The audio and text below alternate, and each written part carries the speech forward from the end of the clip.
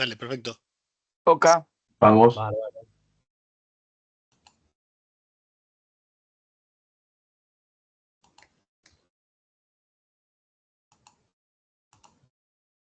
¿Se ve lo que estoy compartiendo?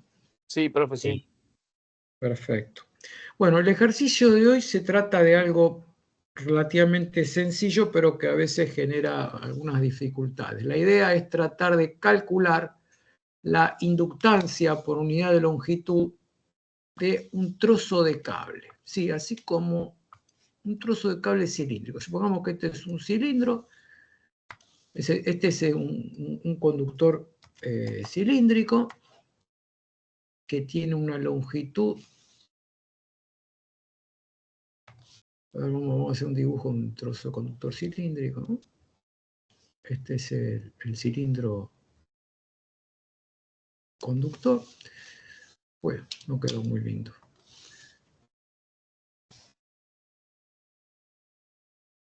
Ahí está. Bueno, quedó un poco mejor. Y la longitud de ese conductor es L. Vamos a asumir que el radio de ese conductor es A. Y no es un conductor perfecto, es un conductor que tiene una conductividad sigma. Esa es la conductividad de la muestra. Este problema que yo les estoy presentando ahora, perdón, este problema que les estoy presentando ahora, ¿qué iba a decir? Ahora me olvidé. Bueno, no importa. Después me voy a acordar. Perdón, ahí está, ahora me acordé. El problema que estoy presentando ahora ya está, nosotros lo levantamos en la página digamos, el aula virtual. Y ustedes entiendo que ya les avisamos si tienen acceso. Esto que están viendo ahora es un agregado simplemente introductorio por las dudas, porque me parece que se me había escapado esto. Es tratar de ver cómo se calcula de una forma sencilla la inductancia la energía almacenada en un inductor. Para eso vamos a apelar a los conocimientos básicos que tenemos de teoría de los circuitos, ¿sí? Pensando que en un circuito como este que les estoy mostrando, un circuito que decimos un circuito de constantes concentradas. Esto es un circuito, perdón, como este que está acá. Fíjense, una tensión que depende del tiempo, marcada en azul, sobre un circuito donde hay un resistor y un inductor. Acá está el resistor y acá está el inductor. Si aplicamos la ley de Kirchhoff, la tensión sobre el inductor es igual a la corriente por la resistencia más la tensión sobre el inductor, que es esto que surge de la ley de Faraday, es la inductancia por la derivada de la corriente respecto del tiempo. Entiendo que esto están habituados por el curso de teoría de circuitos que vinieron tomando, o que ya tomaron. Y si yo quisiese calcular cuánto vale la potencia que el generador que está del lado, de este lado, digamos, transfiere a la red, estaría dada por el producto de la tensión de alimentación que depende del tiempo por la intensidad de corriente que dependa del tiempo. Eso termina siendo la potencia, ¿sí? Que se mide en vatios. Sería la potencia instantánea entregada al circuito. Por supuesto que como hay un elemento reactivo puede haber un flujo de potencia que vaya para un lugar y para otro, como ya sabemos, consecuencia de que el único elemento disipativo es el resistor y el inductor puede almacenar y entregar energía, ¿sí? Entonces, yo quiero tratar de calcular en esta situación la energía que se entrega al circuito durante un lapso de tiempo. Esto es, yo tengo una tensión y una corriente y durante un lapso de tiempo determinado voy a terminar entregando una energía. Parte de esa energía se va a disipar en forma de calor en el resistor y otra parte se va a almacenar en forma de campo magnético dentro del inductor. Si yo a la primera ecuación con la que estuve trabajando acá, ¿sí? A esa primera ecuación, la multiplico miembro a miembro por la intensidad de corriente, esto es, estoy haciendo lo que estoy recuadrando en rosa, la ecuación me quedará como, sería, es esta ecuación, perdón, vamos a ponerla, sería, ahí está. Es esta misma ecuación, solo que ahora estamos multiplicando ambos miembros por la intensidad de corriente I de T, generando un cuadrado acá y generando una multiplicación I de T. Por lo tanto, esa misma ecuación se transformó en una ecuación de potencia. Ahora sí, yo quiero calcular la energía es la integral de la potencia entre el instante de tiempo 0 y el instante de tiempo t en el cual yo voy a considerar que se almacenó esa energía, dando lugar a esta segunda ecuación entonces. ¿Sí? Estoy integrando esta que está acá. ¿Se va entendiendo esto? Esto tal vez lo hayan visto en teoría de circuitos, así que entiendo que es un repaso. Esa integración se hace entre 0 y t. Y consecuencia de integrar en ambos miembros, me queda un término que contempla la energía disipada en forma de calor en el resistor, y otro término que es el que está recuadrado en anaranjado, que pone de manifiesto la energía que se está almacenando en forma de campo magnético en el inductor.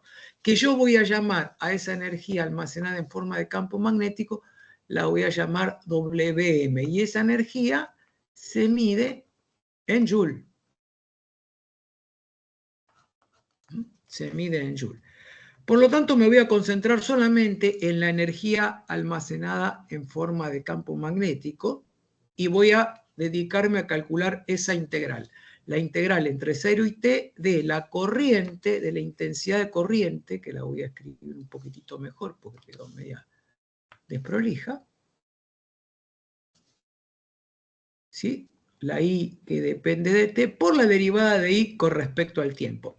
Si yo miro un poquitito con cuidado, esto es un truco matemático que es relativamente sencillo, lo que digo es, si yo hago la derivada con respecto al tiempo de la corriente multiplicada por la corriente, va a ser la derivada del primero por el segundo sin derivar, más el primero por la derivada del segundo. En última instancia, como es el producto de la corriente por la corriente, fíjense cómo los dos términos que se suman estarían dando como resultado igual a 2 veces I por la derivada de I con respecto al tiempo. Por lo tanto, podríamos decir que la derivada de la intensidad de corriente por la derivada de la intensidad de corriente respecto al tiempo es la mitad de la derivada con respecto al tiempo de la corriente al cuadrado. La corriente al cuadrado sería esto que está acá. ¿Entendieron el razonamiento? ¿O alguna duda en relación a esto? ¿Ok? Sí. Bueno, yo paso y ya que estoy me sirvo un mate. Y entonces, la integración ahora se transforma en esto que les muestro, perdón,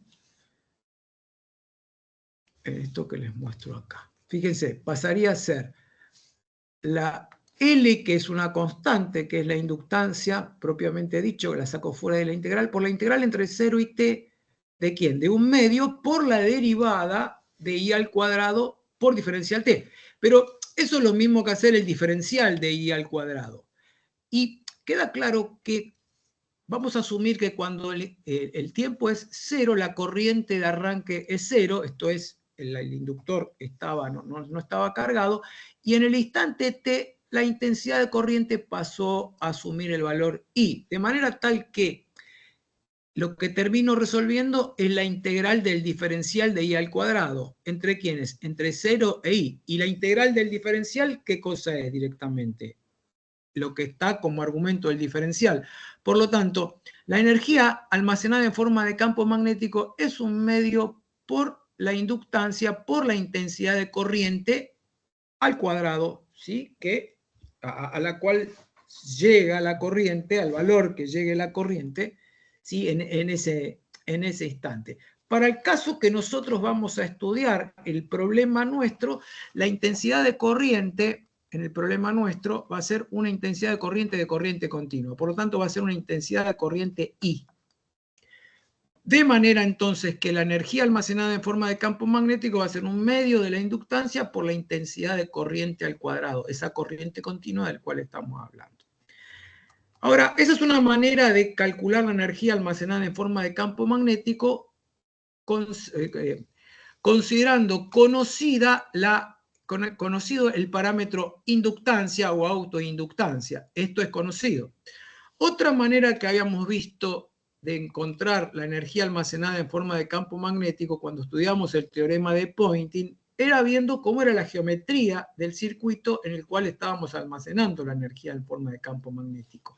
Y sabíamos que la energía almacenada en forma de campo magnético es un medio de la integral de volumen del producto de B por H. Eso cuando estuvimos deduciendo el teorema de Poynting, habíamos, digamos, pasado de paso, ¿no? Pasamos un poquito por el costado y habíamos justificado que eso era así. Una justificación un poco sui generis, no fue muy yo diría, formal. Esto es, habíamos comparado con otros tipos de energía, de manera que, en última instancia, lo que yo les quiero decir simplemente es que el término un medio de B por H para nosotros, en la jerga del problema del teorema de Poynting, era la densidad de energía, esto es, la energía por unidad de volumen, que así la habíamos visto en el teorema de Poynting. Cuando yo integro la energía por unidad de volumen en el volumen, que es lo que estoy haciendo acá, la integración en el volumen omega, calculo la energía almacenada en forma de campo magnético. Entonces, lo que termino haciendo es igualando una manera de calcular la energía en forma de campo magnético, contemplando la geometría, y la igualo a la otra manera de calcular la energía almacenada en forma de campo magnético, considerando, digamos, una aproximación de teoría de circuitos como vimos antes. De manera que yo lo que puedo hacer es de esa expresión despejar la inductancia, si es lo que yo quiero calcular. Si yo tengo como incógnita la inductancia, puedo despejarla generando la expresión que ustedes ven queda recuadrada en celeste. Entonces, esa es la expresión que vamos a usar. Con Darío hicieron algo así para la capacitancia, si yo mal no recuerdo, Darío, cuando hicimos el coaxil, me parece. Y sí, o por lo menos lo dejaste planteado. Yo ahora no me acuerdo. Sí. Que, vos lo hiciste esto, ¿no? Ya para el coaxil. Exactamente, el otro día. Bueno, justamente refrescando eso, si usan el mismo criterio, uno podría llegar a obtener la expresión para hacer los problemas como hizo Darío, de la capacitancia por unidad de longitud, de la capacitancia de una estructura cualquiera, esperando esta expresión. Solo que en vez de estar en términos de la intensidad de corriente, como está en este problema, acá fíjense que aparece, esto, acá aparece la corriente, acá en este caso aparece la tensión, ¿no? En volt. Entonces, pueden volver a calcular la capacitancia por una longitud de un cable coaxial para repasar esto.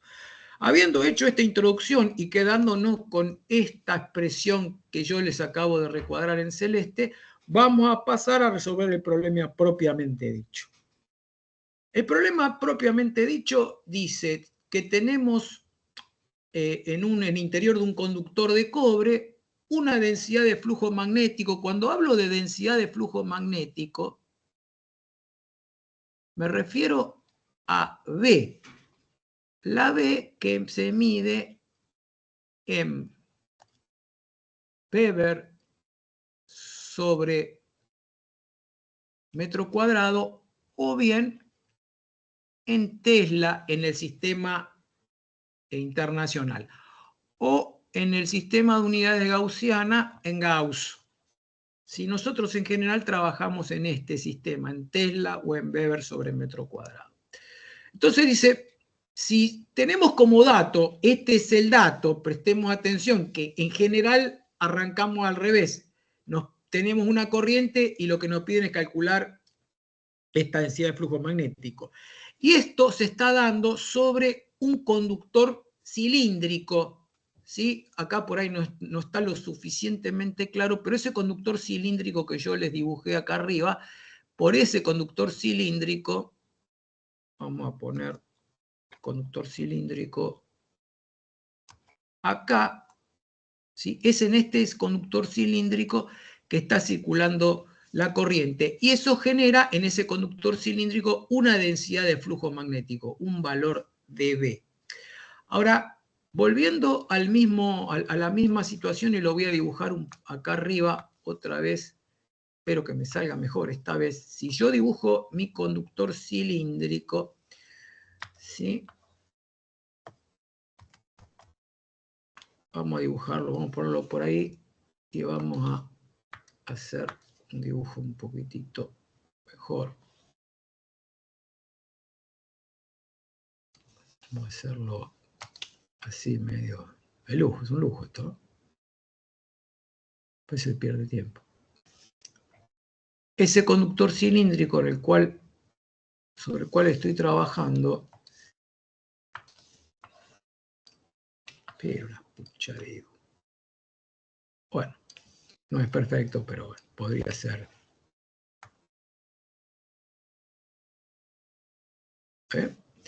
Es en ese conductor cilíndrico vamos a poner un eje de coordenadas para hacer las cosas más prolija, y decimos que, bueno, vamos a poner un sistema de coordenadas, y el eje de ese cilindro para nosotros va a ser el eje, Z, el eje Z. Vamos a tener un eje X, un eje X, un eje Y, y en esta dirección azimutal va a ser la variable phi. El dato que les estoy dando es el dato de la densidad de flujo magnético, y veo que es en phi versor, y es una expresión que depende del radio. El radio, por supuesto, es la distancia del origen del eje a cualquier posición, y asumo que el radio total del conductor es A. ¿Sí? Y ven que en esta situación, si yo miro un poquitito el conductor, lo miro de frente, vamos a poner el conductor visto de frente, lo que está sucediendo es que el campo magnético que yo estoy viendo es un campo magnético que tiene la dirección de phi, ¿no? Es una cosa así. ¿Sí? ¿Se ve, no? Ese es el B que depende de phi versor. Para este lado apunta, perdón, discúlpenme, se me piantó. ¿Dónde estamos? ¿Sí? Acá el campo magnético, y en estas posiciones más alejadas el campo magnético adopta otros valores, y así sucesivamente, ¿no? Fíjense cómo esas son el campo magnético. Este problema lo habíamos hecho cuando resolvimos el cálculo de la intensidad de campo, o de vector de densidad de flujo magnético en el interior de un conductor grueso, cuando empezamos a trabajar con la ley de Ampère. Por lo tanto, este resultado del cual yo estoy hablando, esto yo lo tomo directamente, lo uso como dato, pero lo habíamos deducido de la ley de Ampère. Y este problema, esta primera parte del problema donde dice, obtenga la expresión de la densidad de corriente eléctrica que circula por el conductor de referencia, empleando la propiedad diferencial del campo magnético, ¿sí?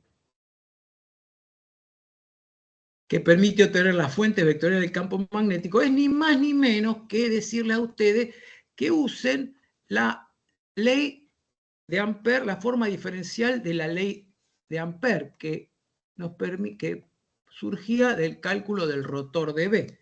¿sí? Entonces, ese es el punto A. La solución del punto A ya la habíamos hecho en clase, por lo tanto, la solución del punto A era simplemente resolver este problema, porque B es dato. Y yo sé que B es igual a mu sub 0 por J, y como estoy trabajando en corriente continua, si yo no lo dije, ahora lo aclaro, esto es corriente continua,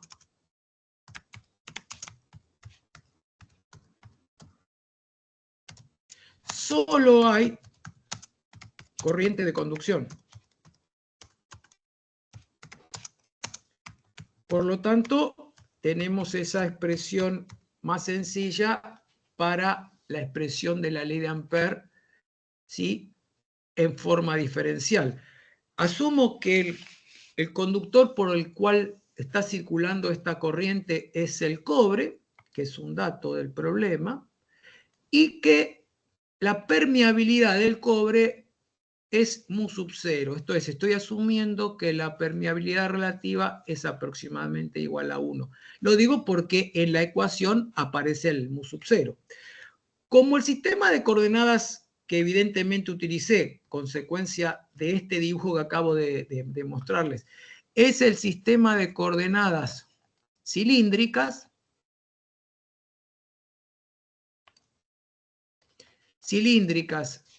R, Φ y Z, para hacer el cálculo lo que voy a terminar es planteando el rotacional en ese sistema de coordenadas.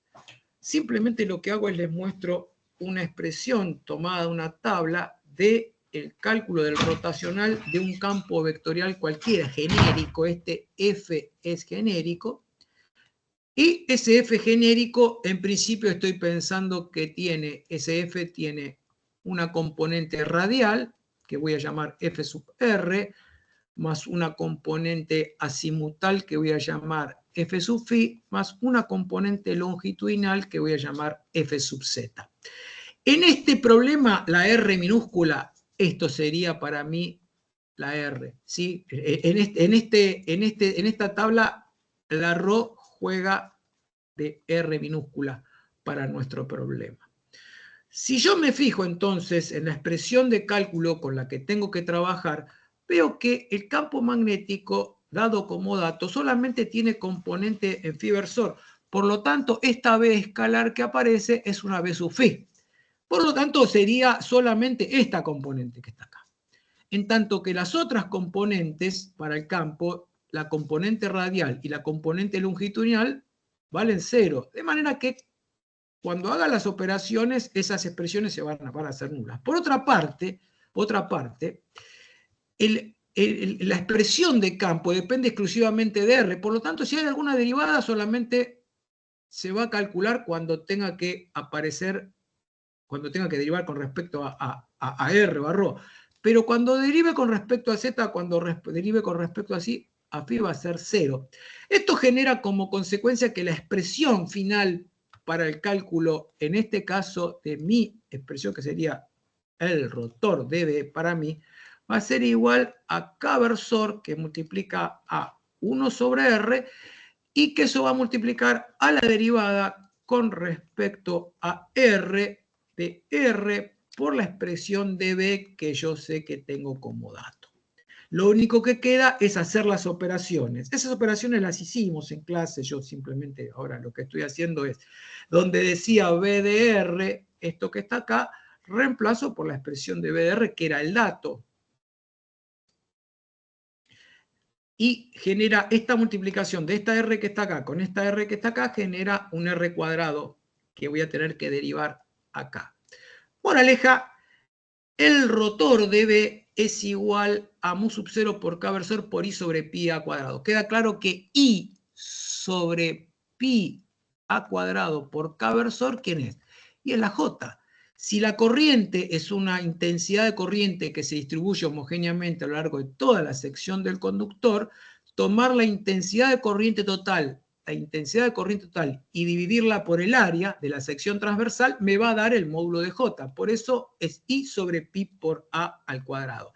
En el esquema que yo les estoy mostrando, les muestro esas flechas rojas que ponen de manifiesto que J se distribuye homogéneamente a lo largo de toda la sección. Y como elemento auxiliar, veo que B se hace 0, pero va creciendo hasta llegar al valor máximo en el radio igual a A, como justificamos en su oportunidad cuando hicimos este problema.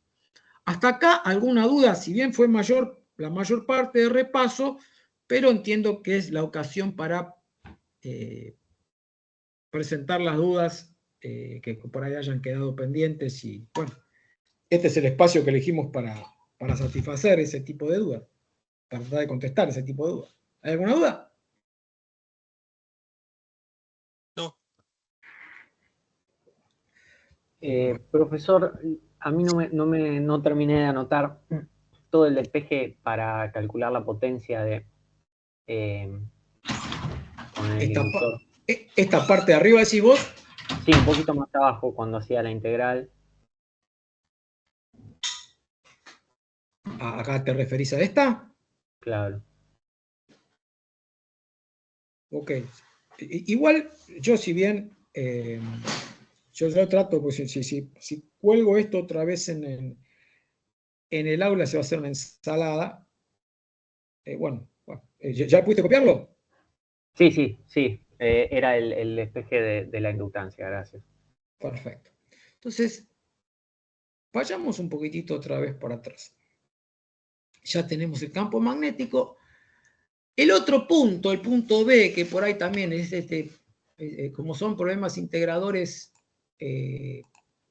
podrían llegar a hacernos recular y pensar esto otra vez.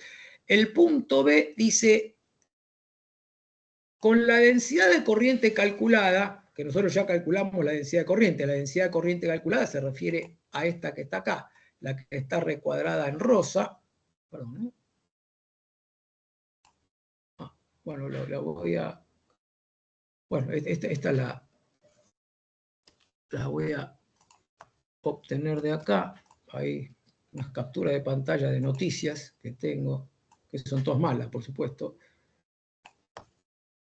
A ver, sería con la intensidad de corriente dato que yo tengo, que es esa que está ahí, me preguntan, o lo que me piden es verifique si se cumple la forma diferencial del teorema de conservación de la carga.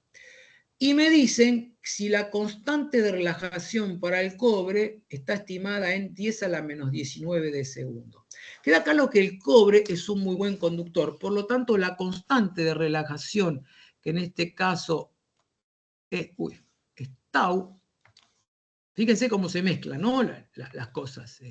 Entonces, tau en este caso es 10 a la menos 19 de segundo. Dice que estime la permitividad relativa del medio, asumiendo que la conductividad vale 59.6 por 10 a la sexta Siemens sobre metro. Primero, la corriente es una corriente estacionaria con la que estamos hablando. Y habíamos dicho nosotros, cuando estudiamos esta teoría, es que la densidad de corriente será la densidad volumétrica de carga por la velocidad media de los portadores de carga. Si la corriente es una corriente continua, J no cambia con el tiempo, por lo tanto, ρ es constante, asumiendo que la velocidad también permanece constante. Entonces, en este teorema, cuando calculamos la derivada de ρ con respecto al tiempo, ¿cuánto nos da?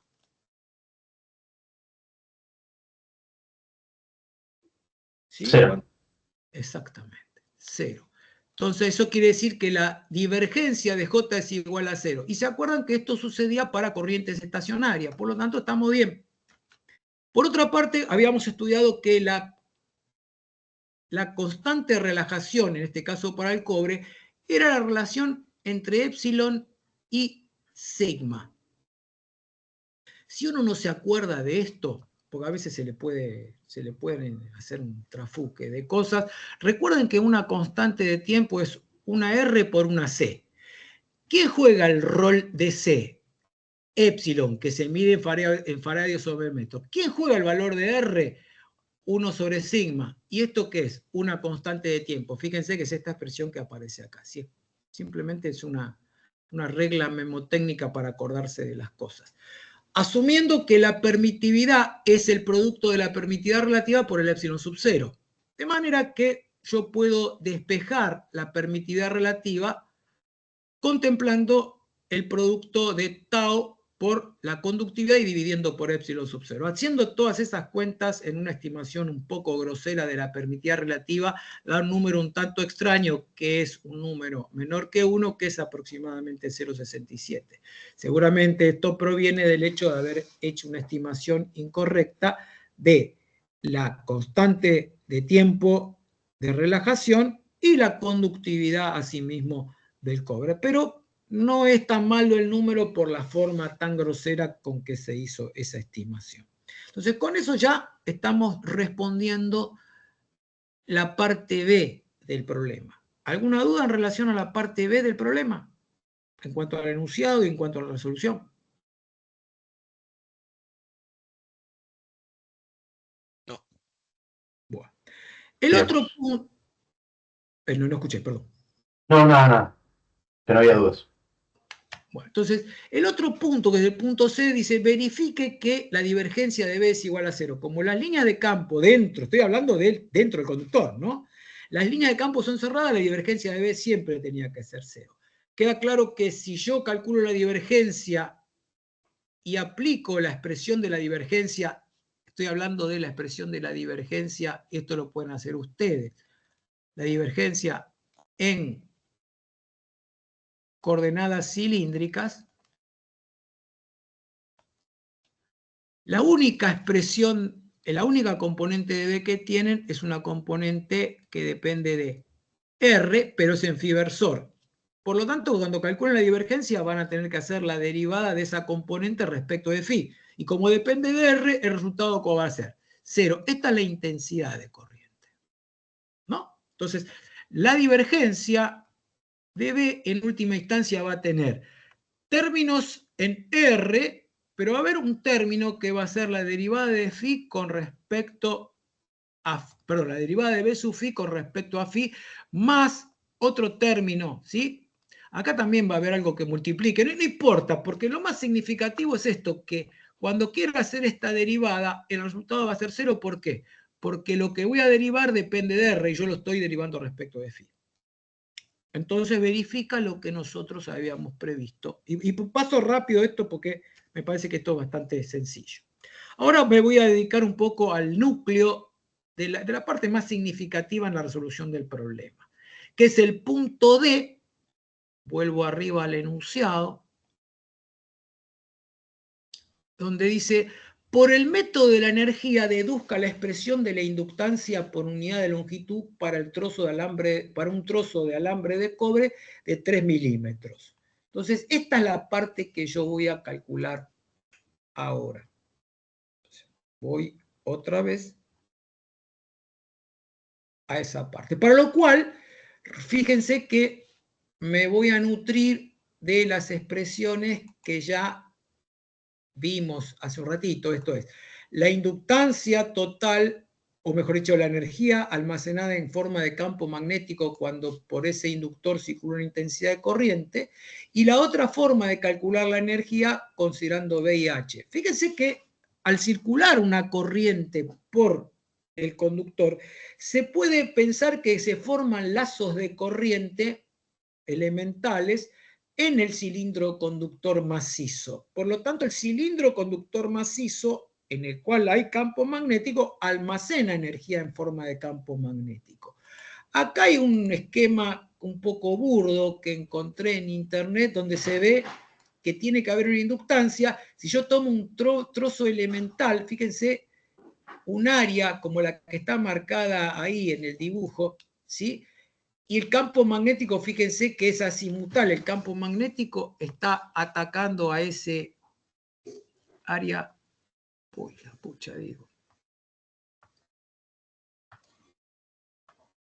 está así, está atacando así, a ese diferencial de área, SB por S diferencial de área va a generar un diferencial de flujo. Y así en todas las áreas elementales que podamos conformar en ese trozo de conductor cilíndrico macizo. Encarar el cálculo de la inductancia considerando todos esos flujos concatenados en todos esos inductores elementales es complejo. En algunos libros lo desarrollan, pero entiendo yo que es una complicación que en este caso parece que es complicarse la vida al Pepe. Es mucho más fácil calcular la energía almacenada en forma de campo magnético acá adentro, porque acá adentro yo conozco B, y si conozco B, conozco H, y sé cuál es la intensidad de corriente que circula por el circuito, en vez de hacer todo este cálculo que contemple esto. Entonces, esta es una manera que a mi criterio, en este caso, no complica la existencia. Recordando que, lo que ya les dije, que la energía almacenada en forma de campo electrostático está acá, que no es objeto de nuestro problema, y la energía almacenada en forma de campo magnético es la que está marcada con la expresión roja. Esta es la densidad, fíjese, energía por unidad de volumen, que una vez que está integrada en todo el volumen me dan energía total. Si yo me planteo el cálculo de esa energía, la expresión para el cálculo de esa energía que yo tengo que usar es esta que está acá. Phi versor por mu sub 0 por la intensidad de corriente I sobre 2pi al cuadrado por R, donde R es la R del sistema de coordenadas cilíndricas con el que estuvimos trabajando hasta ahora. Vamos a poner la R. Entonces, voy a utilizar esta expresión que está recuadrada.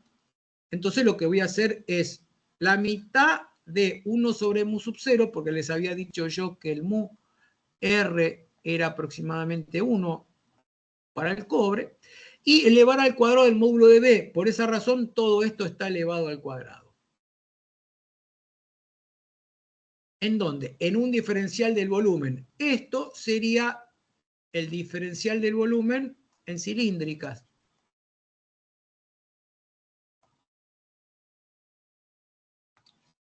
Vamos a escribir un poquito mejor.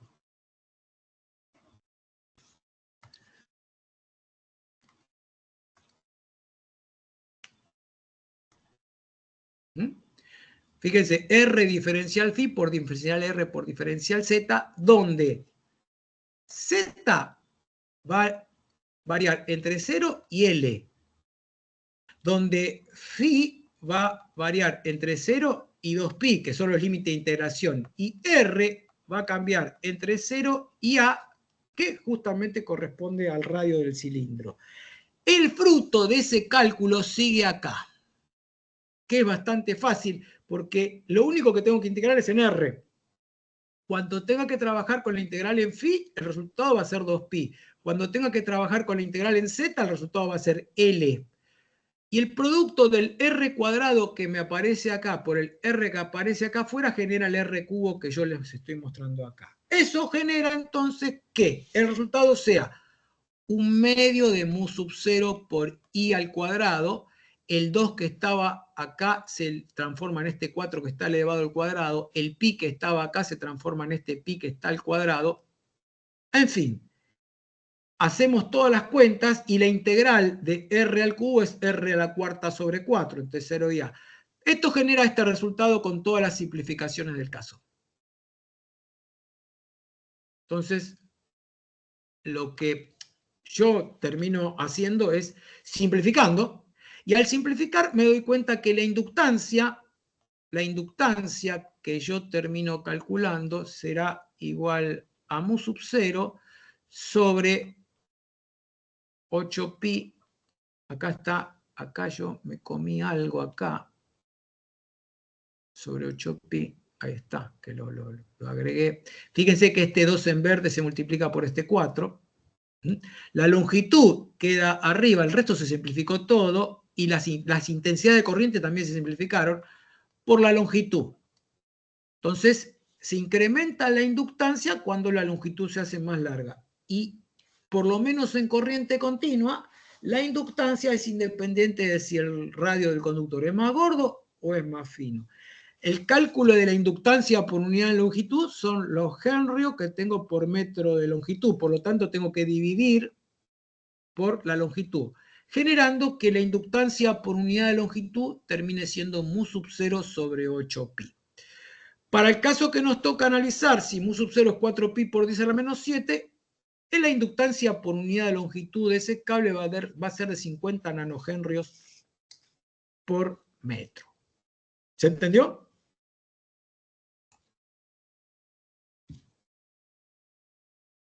Sí, sí. Bueno.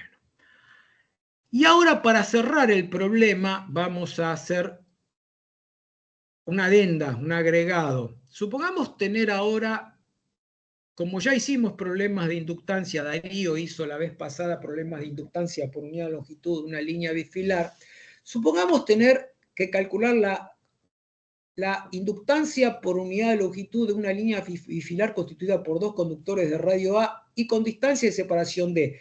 El dibujito para algunos tal vez les resulte familiar. ¿Se acuerdan los viejos cintas bifilares que se usan en la bajada de 300 ohm de las antenas? Por ahí, los que son más viejardos se acuerdan de esto. ¿Sí? Y vamos a asumir que la distancia entre esos dos conductores centrales es 2D, y esa cinta, esto es un plástico, esto que está en el medio. No sé si, supongo que lo habrán visto alguna vez. ¿Sí? Que el plástico lo que hace es mantener unidos los dos cables. El dieléctrico básicamente, ese dieléctrico es un aislante, pero básicamente el dieléctrico que rodea toda la estructura de los dos conductores es aire. La permitida relativa del plástico puede ser un poco diferente, pero en relación a la masa de aire que rodea toda la estructura y donde se produce la distribución del campo electromagnético es despreciable. Acá hay una fotito, fíjense, acá están los cables pelados y la vaina de los cables es negra. Por ahí los memoriosos recuerden este tipo de estructura. Nosotros ya habíamos visto la inductancia por unidad de longitud del cable coaxil, que habían visto con Darío y que yo la estoy remarcando acá, porque esto lo capturé directamente del apunte de Darío, de lo que dio la semana pasada. Por lo tanto, lo que tendríamos es una inductancia que se forma por el flujo concatenado en el área entre los dos conductores, y esa será la inductancia que está marcada en anaranjado. Y a su vez la inductancia propia de los conductores, que serán los mu sub 0 sobre 8pi. Por lo tanto, la inductancia total, asumiendo un modelo de constantes concentradas en el circuito, va a ser la serie entre el aporte, supongamos que yo hago acá, para que sea más fácil, uy, la pucha, digo. Supongamos que hago un cortocircuito para hacer las cosas más sencillas, ¿sí? Y digo que esa va a ser la inductancia de la estructura, que es este inductor que está acá, va a tener este valor, y los otros tramos de cable, los dos tramos de cable que conforman la estructura bifilar, van a ser los que aporten el mu 0 sobre 8pi. Sobre esto vamos a volver cuando trabajemos con el modelo de línea de transmisión, que ese sí va a ser un modelo de constante distribuida. Hoy por ahí nosotros asumimos que toda la inductancia de la línea bifilar está concentrada acá, y toda la inductancia que aporte los cables está concentrada en este inductor y en este otro inductor. Moraleja, la inductancia por unidad de longitud va a ser esta expresión, donde la más significativa va a ser esta parte. Esta parte va a ser prácticamente despreciable. Igual hay que hacer los números para darnos cuenta si está bien, si es así o no. El problema ya fue resuelto por Darío, yo simplemente estoy usando unos resultados, pero por las dudas lo que hice fue insertar de vuelta la forma de cálculo de esta expresión. Lo que yo hice para repaso es esta forma de cálculo, esto que está acá, que yo voy a marcar con un asterisco, está deducido otra vez acá, que sería esta parte que está acá, donde calculan el campo magnético, a partir del campo magnético calculan la densidad de flujo magnético, calculan H, calculan la inductancia por definición haciendo flujo sobre corriente. El dibujito por ahí les suena bastante familiar, creo que, no sé si te hicimos la semana pasada o la otra, Darío, ahora no me acuerdo. Y acá está el cálculo del flujo, ¿sí? el cálculo del flujo con una expresión logarítmica para los límites de integración, detalle que ya les había explicado Darío en su oportunidad, y el resultado al que llegamos es el mismo. Para el caso que yo estoy analizando, fíjense, es 1.514 microhenry sobre metro, considerando que la distancia entre conductores es de 44 milímetros y el radio es de 1 milímetro. Fíjense que comparado con la inductancia, creo que habíamos obtenido un valor numérico para la inductancia. Fíjense, la inductancia propia de los tramos de cable de 50 nanohercios, nano, de 10 a la menos 9. Fíjense la inductancia de la línea bifilar propiamente dicha es micro, 3 órdenes de magnitud por encima, por lo tanto, por esa razón, esa parte es despreciable en relación a esto que yo, a este término que yo les acabo de mencionar ahora, que es el término de mu sub 0 sobre 8pi.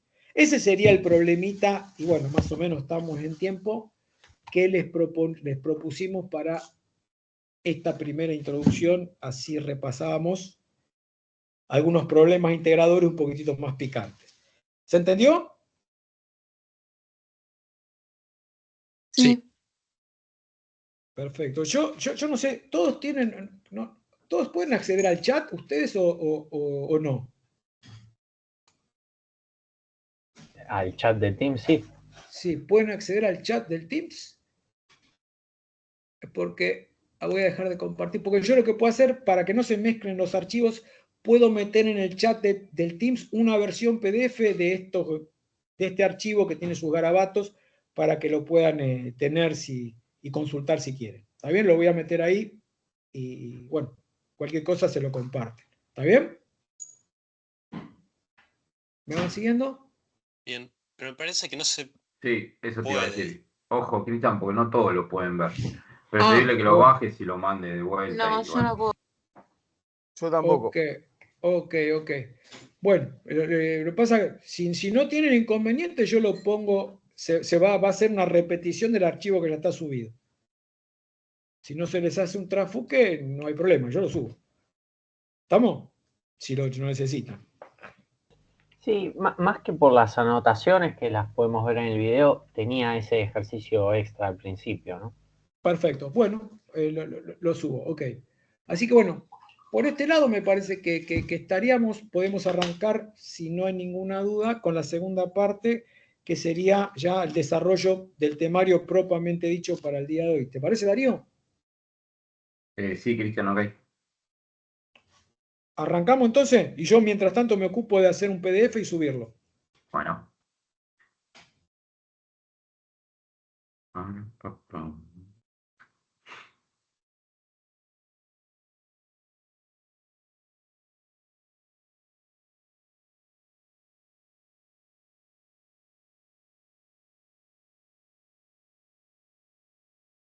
Bueno, chicos, vamos a hacer un ejercicio más. En este caso, va a ser un problema de buen conductor. El otro día hicimos hicimos dos, uno de buen conductor y después yo hice uno de buen dieléctrico. Y ahora vamos a hacer uno más de buen conductor, que es levemente diferente, pero más o menos parecido al que hizo Cristian. Fíjense, dice que un campo eléctrico en una onda plana de frecuencia igual a 10 GHz tiene polarización lineal y propaga hacia un medio que tiene pérdidas, ¿sí? En la coordenada de x igual a 0. Esto significa de que, si yo supongo, es como que, suponer que esto sería x igual a 0, ¿sí? La onda vendría propagando con esta dirección, ¿sí? Y asumimos de que a partir de acá es donde empezaría, no en esta zona que estoy marcando acá, es donde empezaría el medio que tiene pérdidas, ¿sí? Es como que supongo que esto es aire, ¿sí? O vacío, y en x igual a 0 hacia allá aumentaría x, ¿no? Para allá aumentaría x, para aquel lado aumentaría x, y a medida que me voy propagando, si suponemos que si este medio es un medio conductor, fíjense que si es plata, Entonces, lo que ocurría es que la onda en principio debería atenuarse a una distancia muy corta, ¿sí? Desde donde el momento en que penetra desde x igual a 0, ¿sí? Debería rápidamente atenuarse. Cosa diferente a lo que ocurría en un medio que era dieléctrico, ¿sí? Propagaba y seguramente podía, en este caso, entrar mucho más, ¿sí? En lo que sería la zona del dieléctrico. Acá no va a ocurrir lo mismo. Obviamente, si el dieléctrico en ese caso tendría pérdidas muy elevadas, se atenuaría también, pero en los conductores esto se suele suceder, ¿sí? Sobre todo en los buenos conductores, la onda no logra penetrar del todo. Entonces, fíjense, básicamente lo que pide el problema es, bueno, caracterizar al medio. Esto de alguna forma es calcular cuáles son los valores de alfa y beta, ¿sí? Verificar su valor. eh, Después calcular la profundidad de penetración. Recuerde que justamente la profundidad de penetración de alguna forma representaba, ¿sí? Una distancia, una profundidad de penetración representaba una distancia a la cual la onda quedaba atenuada ya al 37%. ¿Sí? Es decir, que ahí se pueden dar cuenta, si el significado de la profundidad de penetración tiene sentido calcularlo sobre todo en este tipo de materiales que son los buenos conductores, que es donde tiene un valor más bien significativo.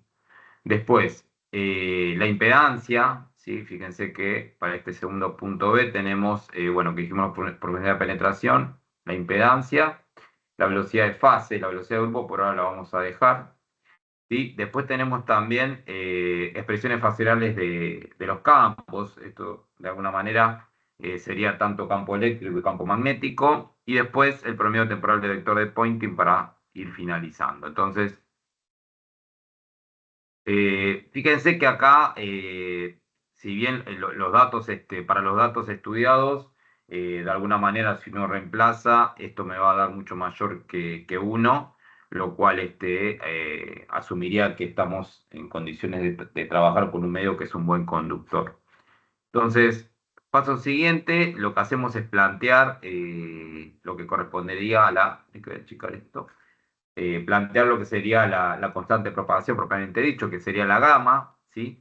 Partiendo de su expresión, de alguna forma, que sería la expresión exacta, ¿sí? Y fíjense que acá se va a poner de manifiesto de alguna manera que la tangente delta, que es ese sigma sobre omega epsilon, siendo que es mucho mayor que 1, prácticamente queda sin efecto 1 menos j sigma sobre omega epsilon, ¿sí? Entonces, lo que hacemos acá es la aproximación, como habíamos hecho el otro día, aproximación a buen dieléctrico, para este caso va a ser al contrario, ¿no? Justamente este 1 acá lo podríamos de alguna manera correr a un costado, asumiendo de que j sigma sobre omega epsilon va a ser mucho mayor. Entonces, hacemos una aproximación a lo que sería el buen conductor. Entonces, fíjense que dentro de lo que sería la raíz cuadrada nos quedaría menos j sigma sobre omega epsilon. Y el j acá directamente lo podemos trabajar como, fíjense cómo lo pasamos de acuerdo a e a la menos j pi sobre 2, o bien el j unidad imaginaria sin el signo menos e a la j pi sobre 2 que ya conocemos. De esa manera va a ser un poco más sencillo, ¿sí? Despejar de acá la parte real y la parte imaginaria para poder obtener lo que correspondería al valor de alfa y al valor de beta. Entonces, acá operamos un poco matemáticamente. Fíjense que reemplazo ya directamente en las expresiones en donde decía j, pongo e a la j pi sobre 2, y donde decía menos j, pongo e a la menos j pi sobre 2, de manera que poder despejar de acá. En la otra expresión, fíjense que e a la j pi sobre 2 es lo mismo, y con la raíz cuadrada es lo mismo que poner e a la j pi sobre 2 multiplicado por un medio, ¿no? Ahí en lo que sería la parte, lo que sea, o sea, prácticamente lo que estoy elevando acá, a e a la menos j pi sobre 2, quedaría multiplicado por un medio, eso es lo que quiero decir. Por eso me queda e a la menos j pi sobre 4. Y después en la raíz cuadrada, fíjense que, bueno, fíjense que este omega que está acá, antes se figuraba acá, ahora yo lo estoy metiendo ahí, ¿sí? por eso lo meto como omega cuadrado. Es lo que traigo de un poco de acá arriba, ¿no? Este omega de acá lo meto dentro de la raíz. Entonces, trabajo un poco con esa expresión, lo borro esto, ¿sí? Fíjense que trabajo con esa expresión y acá de alguna manera este e a la jpi sobre 2 con este e a la menos jpi sobre 4 va a quedar e a la jpi sobre 4. Esta expresión la vimos también la semana pasada. Multiplicado por esta raíz de acá, ¿sí? Que fíjense que es omega por mu por sigma. Y de acá lo que podemos hacer, fíjense que esto va a ser igual a la constante de propagación. Podemos de alguna manera aplicar seno y coseno para poder separar este a la jpi sobre 4. ¿Sí? Y fíjense que entonces quedará separado, a ver que sigue acá abajo, no, en la otra página, va a quedar separado el alfa y el beta para poder, pero van a ser en definitiva, van a ser iguales. ¿Sí? Propiedad que se da en los buenos conductores. Fíjense que me queda L a la jpi sobre 4, ¿sí? Por la raíz cuadrada de omega por mu por sigma. Entonces coseno, acá puedo separar, fíjense que queda coseno de pi sobre 4 más j seno de pi sobre 4. ¿Sí? Esto me queda igual a 1 sobre raíz de 2, pero esto queda multiplicado todo por la raíz cuadrada de omega por mu por sigma. Y fíjense que quedará tanto la parte real como la parte imaginaria iguales. ¿Sí? Entonces ya de ahí puedo obtener el alfa y el beta. ¿Sí? Como decíamos antes, ocurre cuando estamos con esta condición de buenos conductores. Acá reemplazamos, ¿sí? Con los datos que tenemos y obtenemos el valor de alfa y beta. Hasta ahí más o menos todo parecido a lo que veníamos viendo, ¿sí? No hay prácticamente diferencias de lo que se había visto. Ahora, el punto B también, creo que Cristian el otro día lo dio, que es la profundidad de penetración. Fíjense que la profundidad de penetración se calcula justamente como 1 sobre alfa, ¿sí? Que si uno lo ve desde el punto de vista matemático termina siendo la raíz cuadrada de 2 sobre omega por mu por sigma. ¿Sí? Y la profundidad de penetración, de alguna manera, un poco lo que habíamos dicho, representa, ¿sí? Esa distancia a la cual la onda se atenúa un 37%. ¿Sí? Del valor que tenía, podríamos decir, viendo el gráfico anterior, yo vengo, para no tener que hacerlo de vuelta, a ver, acá, esperen un cachito. Bueno, esto me deja, ahí, fíjense.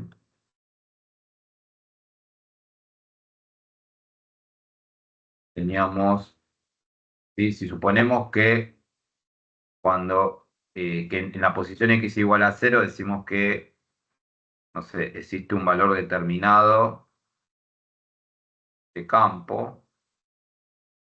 Decimos que ahí vamos a tener un valor de campo eléctrico, ¿sí? E sub 0. Vamos a decir que a una distancia x, ¿sí? Que dependerá justamente del material.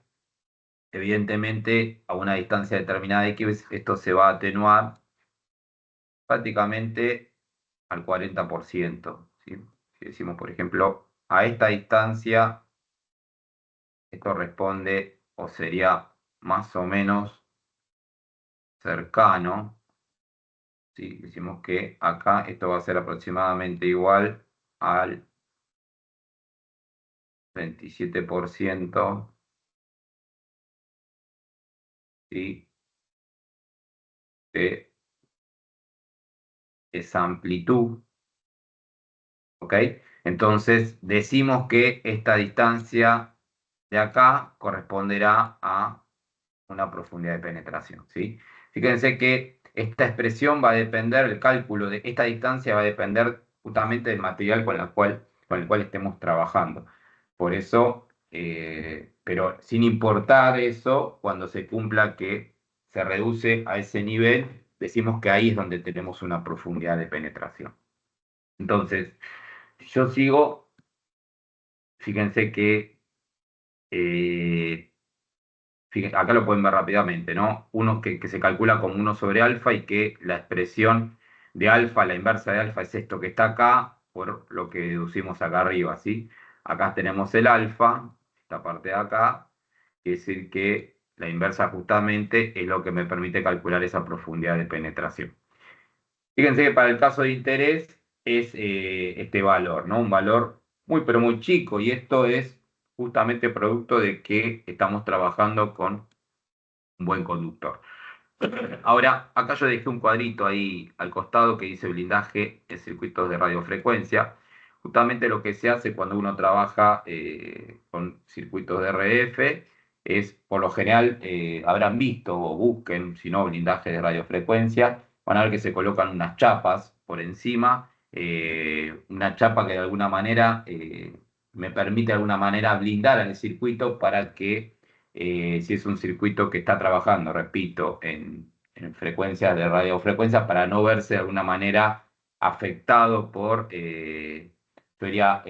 ondas o frecuencias que estén por ahí dando vuelta. Lo que se hace es blindar el circuito para que no se produzca ningún tipo de perturbación sobre el circuito de radiofrecuencia. Entonces, se suelen utilizar un recubrimiento, un blindaje de RF. Ahí no sé si quiere entrar un chico. A ver, ¿estás, Cristian, vos ahí? No. Esperen un cachito, entonces.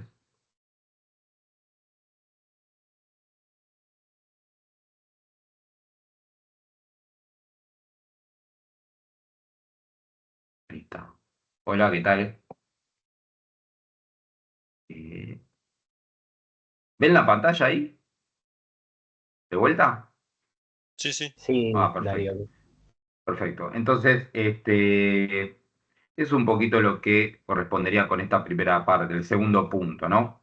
Y acá, si bien el ejemplo en sí, ya la profundidad de penetración, ya con eso en principio alcanzaría, si lo vemos desde el punto de vista, perdón, un poco más, más bien matemático respecto a la expresión del campo, fíjense que la profundidad de penetración termina siendo una distancia, ¿sí? Se mide en metros.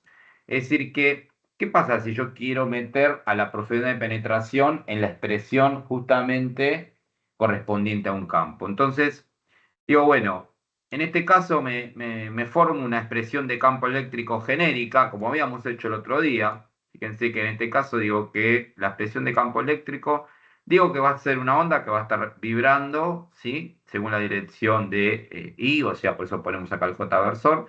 Pongo la amplitud del campo, y fíjense que acá escribo E a la menos gamma X. Justamente este menos gamma X corresponderá al alfa más J beta, ¿sí?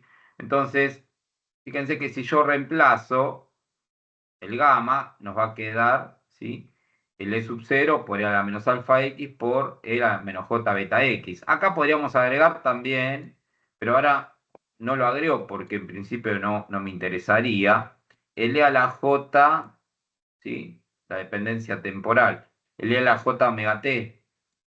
¿Sí? Digo que no me interesaría porque quiero ver un poco el tema de la expresión, quiero llegar de alguna manera a verificar esto que les dije anteriormente, de que qué es lo que ocurre a una profundidad de penetración, ¿sí? Quiero decir de alguna manera de que la expresión se va a reducir al 37%, la expresión del campo eléctrico. Esa reducción aplica sobre la amplitud, o sea, aplica sobre lo que sería esto de acá, ¿sí? Es decir, que por eso no me estaría interesando la dependencia temporal. Entonces, por eso no la escribo. Ahora, fíjense, trabajo solamente con esto que marqué acá, E0 por E a la menos alfa X, porque en esa X, que de alguna forma sería, ¿sí? De alguna forma, a medida que yo voy avanzando en X, van a ser posiciones en las cuales yo estoy entrando en el material, en este caso en el material conductor. Entonces digo, bueno, vamos a verificar que sea a una profundidad de penetración justamente el 36%, ¿sí? O casi el 37% de la amplitud del campo de lo que valía en la posición X igual a 0. Entonces lo que hacemos es decir, en X reemplazo que sería una profundidad de penetración, que es lo que ven ustedes ahí, ¿sí? Entonces, al reemplazar ahí, fíjense de que justamente se me va el alfa con lo que sería la profundidad de penetración, por lo que habíamos visto acá, ¿sí? Entonces me queda el campo eléctrico multiplicado por E a la menos 1. El E a la menos 1 es lo mismo que escribir 1 sobre epsilon, y eso equivaldría justamente a este 0,3678, que queda multiplicado por el E0. Por eso decíamos antes que esto es aproximadamente el 37%, ¿sí? Que creo que también lo vieron el otro día. Entonces, si sigo un poquito más, este gráfico también habrán visto un gráfico similar con Cristian, es lo mismo. Fíjense que digo, bueno, voy a expresar lo que se va a hacer la magnitud del campo eléctrico en función de la profundidad de penetración. Entonces escribo lo que sería la magnitud del campo eléctrico acá, y fíjense que en X justamente pongo lo que serían las posiciones en las cuales estaría avanzando sobre este medio conductor. Acá van a ver el X igual a 0, ¿sí? Y fíjense que en lo que sería X igual a 0 voy a tener el valor máximo del campo, ¿sí? Y a medida que yo me voy desplazando, voy entrando en posiciones, fíjense que acá uno puede asumir que voy a tener, ¿sí?, una profundidad de penetración. Y a medida que voy avanzando, acá voy a tener, fíjense cómo la amplitud se reduce, ¿sí? Y así sucesivamente a medida que voy entrando al medio conductor, y acá voy a tener la profundidad de penetración que nos dio antes, ¿sí? El valor propiamente dicho, que era un valor chico. Y si ustedes ahora avanzan un poquito más con los cálculos, ¿sí? Fíjense que otra de las cosas que se pedía en este punto B, perdón, se me fue la mierda la lupa. Otra de las cosas que se pedía en este punto B era calcular la longitud de onda. Ustedes sabían que la longitud de onda se calculaba como 2pi sobre beta, ¿sí? El beta, que para el caso este es igual a alfa, y termina siendo igual a 1 sobre una profundidad de penetración. Por lo tanto, reemplazando, fíjense que una longitud de onda, pero lo que van a hacer los buenos conductores, se calcula como 2pi por la profundidad de penetración.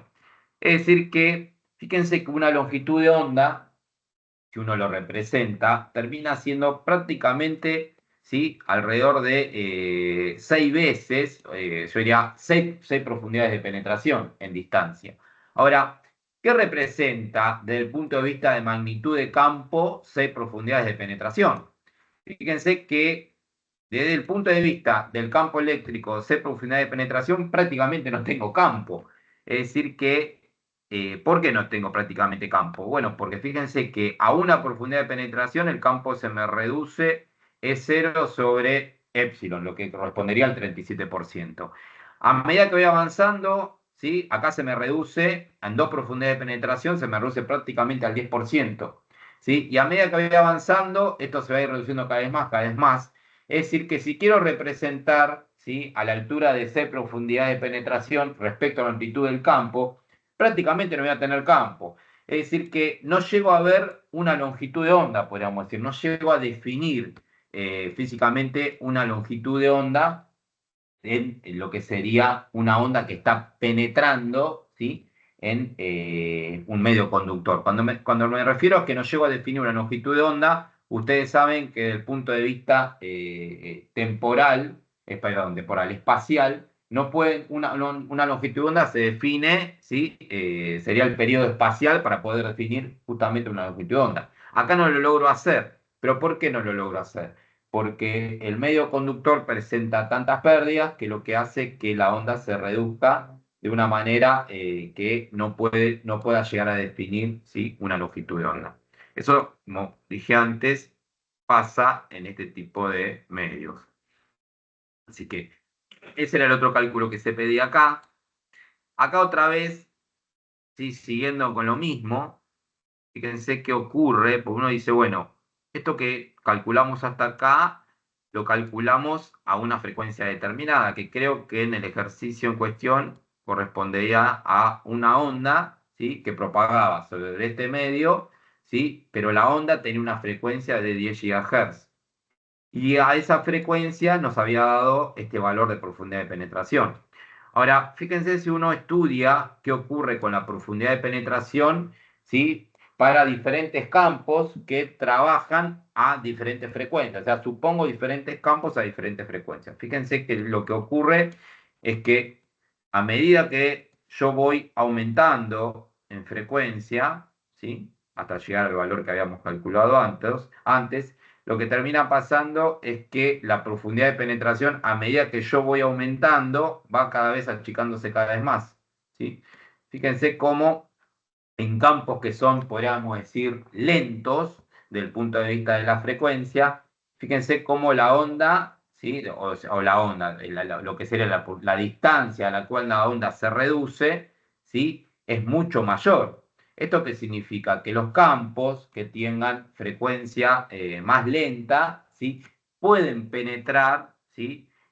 Más un conductor. Eso es un poco lo que quiere decir que si uno, por ejemplo, volviendo al término de blindaje, si uno quisiera blindar a un circuito de radiofrecuencia respecto de lo que serían ondas que trabajen a frecuencias más chicas, evidentemente para que me sirva el blindaje, el espesor propiamente dicho del material debería ser cada vez más grande. Eso es un poco lo que, si uno mantiene lógicamente el conductor con el cual va a hacer el blindaje, ¿no? Eso es lo que quiero decir. Así que, bueno, eso era respecto a un agregado más respecto a este mismo punto. Seguimos. Fíjense que, bueno, otra de las cosas que se piden era la impedancia. Acá está el cálculo de impedancia que hicimos el otro día. Fíjense que el planteo se parte de la misma expresión, ¿sí? Decimos que la impedancia es J omega mu sobre lo que va a ser la constante de propagación gamma, ¿sí? Quiere decir que arrancamos directamente el cálculo ahí y ya, fíjense que es igual a lo que habíamos hecho el otro día, con la diferencia ahora que alfa y beta son iguales, ¿sí?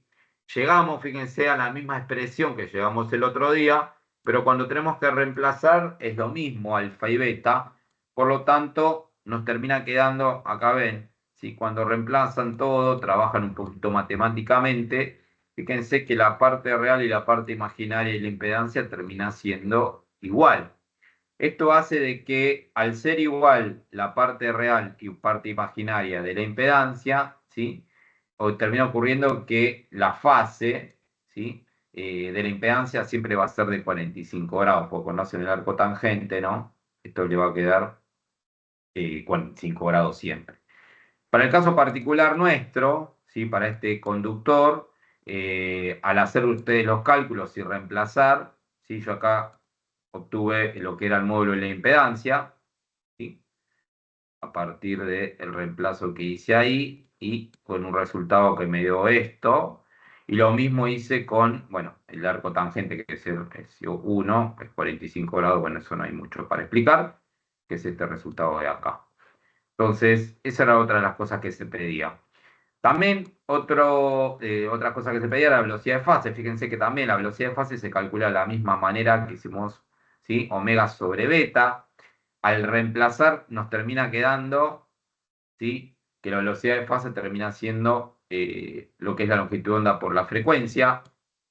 O bien pueden reemplazar, fíjense que si yo reemplazo, o sea, omega sobre beta y reemplazo directamente por beta, ¿sí? Como reemplacé ahí, fíjense que la velocidad de fase, como dije, es la longitud de onda por la frecuencia.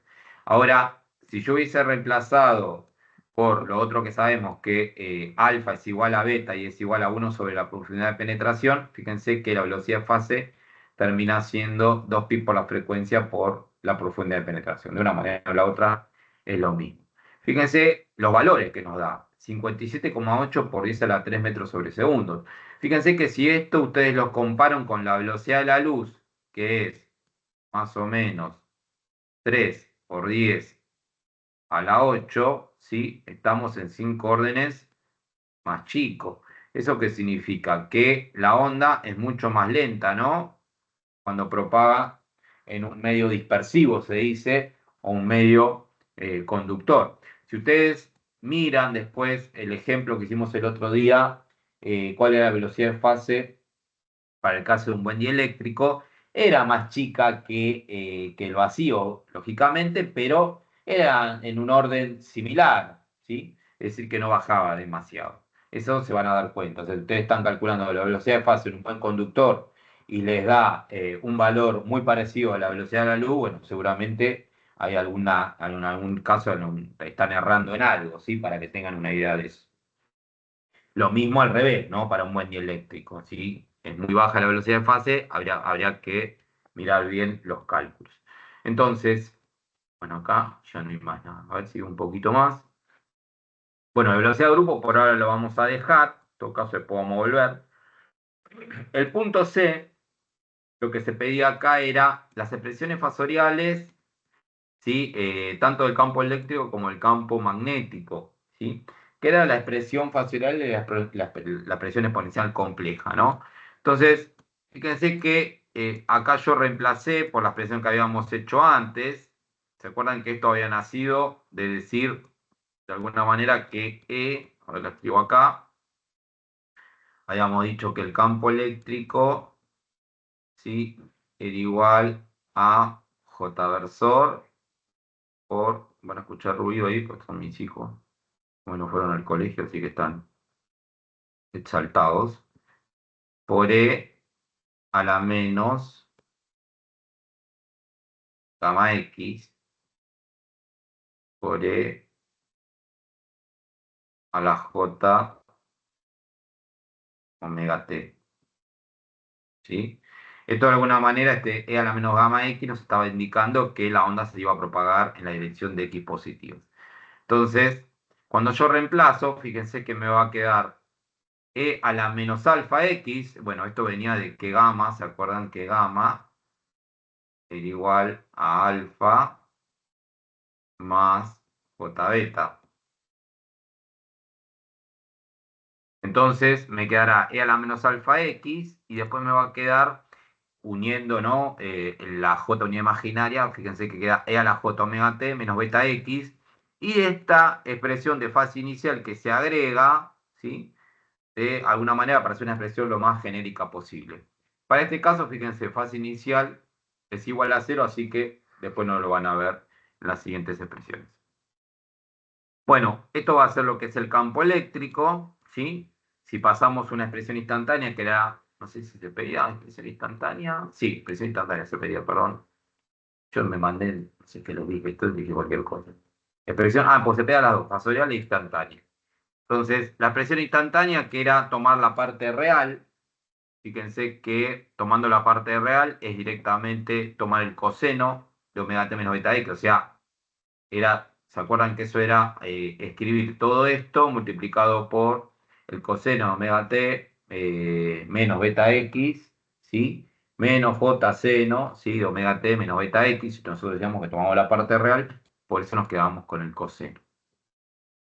Así que ahí estaría la expresión del campo eléctrico. Para calcular la expresión del campo magnético, recurrimos al algoritmo de cálculo, ¿sí? Recuerden que, bueno, para el caso de, como necesitamos calcular H, era 1 sobre eta por lo que era el producto vectorial entre el A sub K versor por el campo eléctrico. El A sub K versor representaba, ¿sí?, al versor propagación. En este caso, como estamos propagando según la dirección de, ¿sí?, X positiva va a ser inversor. Entonces, después lo otro, fíjense que se escribió acá, la impedancia, ¿sí?, que va a tener módulo y fase, ¿sí? Y fíjense cómo ya de movida vamos a ver que va a existir una diferencia de fase de 45 grados, que me va a aportar, lógicamente, la impedancia, ¿sí? Entonces, esta diferencia de 45 grados va a existir justamente en la diferencia de fase entre lo que es el campo eléctrico y el campo magnético. Yo acá no tengo un dibujito, que el otro día vieron un dibujito más copado con Cristian respecto a eso. Al hacer el reemplazo, fíjense que me va a quedar, bueno, el producto vectorial entre el vector propagación y la dirección donde estaba propagando el campo eléctrico, donde estaba pulsando el campo eléctrico. Y después escribo toda la expresión del campo, ¿sí?, dividido lo que va a ser la impedancia. Hacemos el producto vectorial, aparecerá el K versor. Entonces, fíjense que arriba se mantiene prácticamente todo. Lo único diferente es que este E a la J pi sobre 4 que estaba en el denominador pasa al denominador con signo negativo y ahí aparecerá esa diferencia de fase, ¿no? Entre los dos campos, entre campo eléctrico y magnético. Y para el caso de la expresión instantánea era nuevamente tomar la parte real de esto. Fíjense que queda todo igual, ¿sí?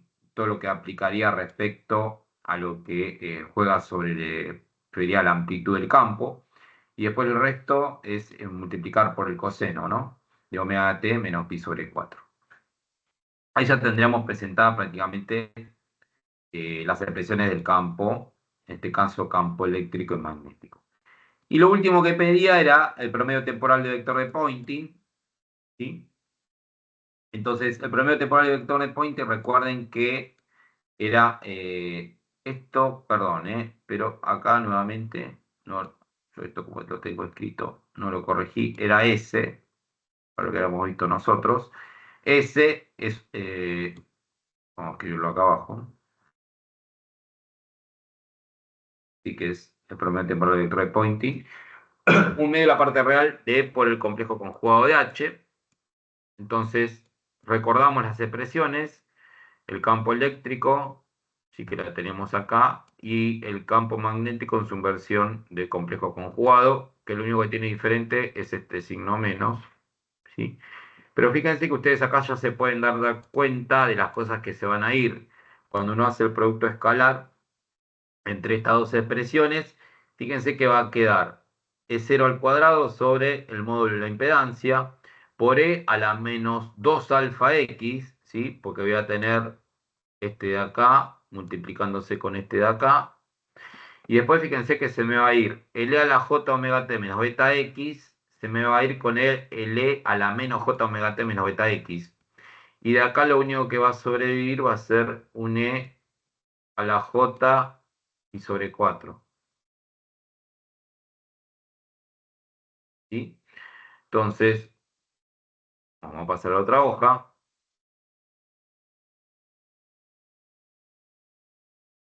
Fíjense que aparecerá, al hacer el producto vectorial, aparecerá el producto vectorial entre los dos campos, me va a dar inversor, lo cual sería correcto porque dijimos que la onda estaba avanzando en la dirección de X positivas, ¿sí? Después habíamos dicho E0 por E0 va a quedar E0 al cuadrado por E a la menos 2 alfa X, porque acá están los dos que habíamos dicho antes, ¿sí? Y lo otro que habíamos dicho, fíjense cómo acá se me va a ir a la J omega T con esta otra parte de acá y sobrevivirá solamente el E a la J pi sobre 4. Acá está la expresión un poco más limpia de todo, ¿sí? Y si uno agarra la parte real ¿sí? de toda esta presión que está acá entre llaves, fíjense que todo esto, lo que sería esto, sale, ¿sí? Y deberíamos trabajar sobre esta parte de acá, que sería hacer el coseno de 45 grados, ¿sí? Una vez que reemplazamos ese coseno de 45 grados va a ser 1 sobre raíz de 2, ¿sí? Que es esto de acá, multiplicado por el 1 medio, me queda 1 sobre 2 raíz de 2, ¿sí? Ese sería el promedio temporal de vector de Poynting. Y había un puntito más, que sería una adenda más a este ejemplo, que dice, bueno, acá uno no, si le pone valores a la amplitud del campo, si reemplaza por el valor de la impedancia, si reemplaza por el valor del alfa, tiene un valor, ¿sí? Podríamos asumir. Ahora, si no se lo piden, no lo escriban, o si siempre traten de trabajar con las expresiones de esta forma, ¿sí? Salvo que le pidan algún valor en particular. Después dice, suponga que la amplitud del campo eléctrico es 1 volt sobre metro, y dice obtener la potencia en dBm que atraviese una sección del conductor, ¿sí? de 1 metro por 1 metro, a una distancia de 2 profundidades de penetración desde el origen. O sea, lo que estamos asumiendo acá es que viene propagándose un campo electromagnético y que aparece una chapa, ¿sí? En este caso, que va a ser del material en cuestión que habíamos dicho antes, por ejemplo, y que lo que estamos dando acá como dato es que la amplitud del campo es de 1 volt sobre metro. Y la idea es saber cuál es la potencia en dBm que atraviesa la sección del conductor, ¿sí? Entonces, para saber un poquito, o por lo menos obtener esto en particular, que es lo que están pidiendo, la potencia en dBm, ¿sí? Vamos a tener que por lo menos empezar calculando el valor de la potencia, que es lo que no tenemos. Fíjense que nosotros lo que calculamos acá, bueno, acá nuevamente me lo morfé, esto era S, recuerden. ¿Sí? Lo que tenemos acá es una densidad de potencia, esto se mide en watts sobre metro cuadrado. Es decir, que lo que vamos a tener que hacer es integrar, ¿sí? Justamente en este metro por metro que me está dando, algo sencillo, poder calcular cuál es la potencia. Una vez que tenemos la potencia, ¿sí? Lo que hacemos es directamente transformar en dBm esto. Entonces, fíjense, voy a agrandar un poquito acá. Asumimos de alguna manera de que la potencia, la densidad de potencia, perdón, está viajando con la dirección de X, ¿sí? Porque habíamos dicho que esto tenía, ¿sí? Una potencia que viajaba en la dirección de X, lo que correspondería a inversor.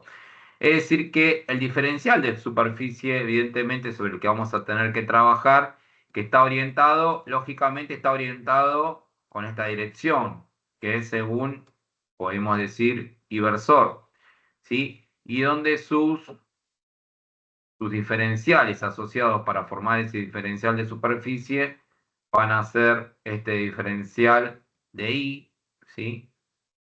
Y vamos a tener de alguna manera el otro diferencial que está ubicado acá, que va a ser el diferencial de Z.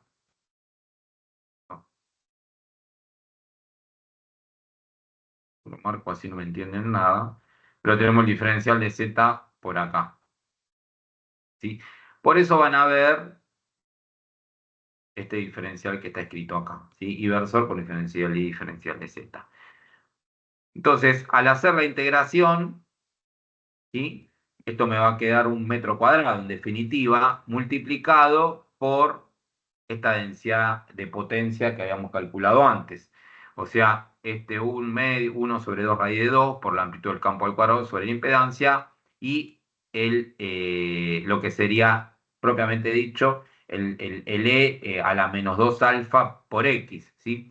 Y acá es lo que viene lo interesante. Fíjense que, porque esto termina siendo 1 metro cuadrado, ¿no? Pero donde tengo X, que será justamente el dato que me está dando acá, fíjense que decía obtener la potencia en dBm que atraviesa una sección del conductor de 1 metro por 1 metro a una distancia de 2 profundidades de penetración, ¿sí? Nosotros sabemos que a esa distancia ya, en principio, la amplitud de la onda debería atenuarse bastante. Entonces, fíjense, si vemos un poquito, bueno, en esta hoja no, en la otra, los números, fíjense que al reemplazar me queda, bueno, 1 bola al cuadrado por E a la menos 2 alfa, me queda, esto me quedará E a la menos 4, ¿sí? Que es lo que ven ustedes acá. Es decir, que la potencia, fíjense, así todo es 127 miliwatts. Estamos asumiendo un campo de 1 volt sobre metro, lo cual representaba, es bastante, ¿no? Por eso se ve ahí 0,127 127 miliwatts sería. Ahora, si eso nosotros lo queremos representar en dBm, fíjense lo que hacemos para hacer ese cálculo es justamente referenciar a la potencia, ¿sí? Respecto a 1 miliwatt, ¿sí? Fíjense que acá nosotros lo que hacemos es reemplazar acá, ¿sí? Este valor, que es de 127 miliwatts. Ustedes, para que siempre tomen, bueno, se hace el logaritmo en base de 10 y luego se lo multiplica por 10 porque justamente estamos hablando de potencia. Pero para que tengan una referencia, 0 dBm, ¿sí? 0 dBm, 0 dBm corresponde a, ¿sí? 1 miliwatt. Fíjense que si acá yo tendría 1, divido 1 miliwatt, ¿no? Esto sería 0. ¿Sí? Es decir que en dBm esto sería 0. Ahora, fíjense que si yo acá tendría, por ejemplo, 10 miliwatt,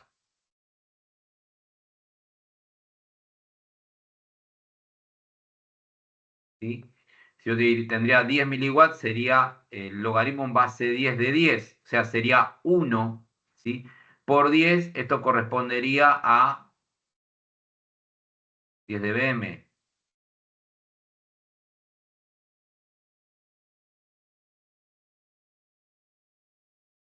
Y si yo tendría, por ejemplo, fíjense que yo tenía 1 miliwatt, ¿sí? Me quedaba 1. Ahora, si yo tendría, por ejemplo, vamos a suponer que tendría 0,1 miliwatt. Perdón, del otro lado puse los miliwatts. Yo tendría 0,1 miliwatt. Este 0,1 miliwatt dividido 1 sería 0,1. O sea, sería el logaritmo en base 10 de una fracción que es inferior a 1.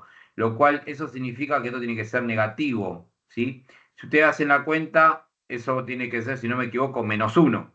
Ese menos 1 por 10 equivale a menos 10 dBm. Uy, espera, escucha.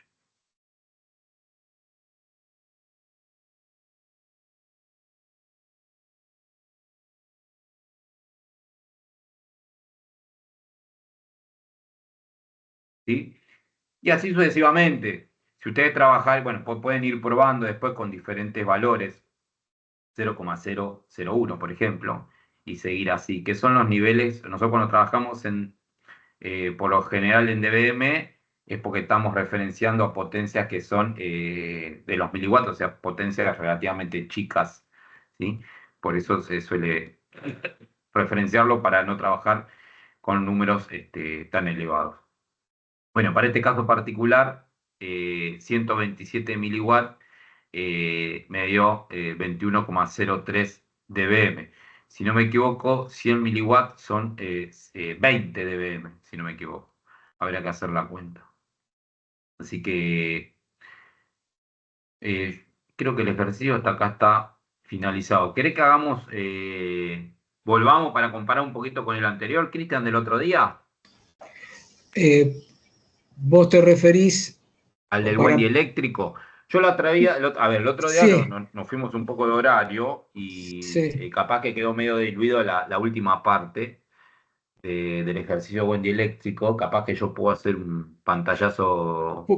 Por ahí es un repaso rápido y repetir la última parte que fue zumbando. ¿Te parece? Bueno, Y cerramos así. eh, a ver.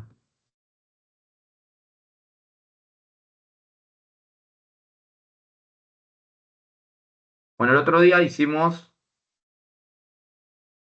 ¿sí? Un problema, en este caso, que era de buen dieléctrico. Para que se acuerden un poquito, era un medio, una onda que estaba propagando en un medio, ¿sí? Que consideramos como buen dieléctrico. Ahora vamos a ver por qué rápidamente, pero lo que me daba eran algunos datos. Por ejemplo, me decían que la frecuencia, ¿sí?, de la onda era de 3 GHz, que estaba polarizada según el eje Y, que propagaba en la dirección de X positivas. ¿Sí? Me decía que la constante dieléctrica era de 2,5 y me daba la tangente de deltas en un valor de 0,05. Y las cosas que se pedían era determinar la distancia a la cual la onda se reducía la mitad de la amplitud, ¿sí? Fíjense que recién nosotros la distancia para poder, por ejemplo, calcular una profundidad de penetración correspondía al 37% del valor, ¿sí? Del valor que tenía el valor que sea máximo cuando la onda está recién entrando justamente en el medio.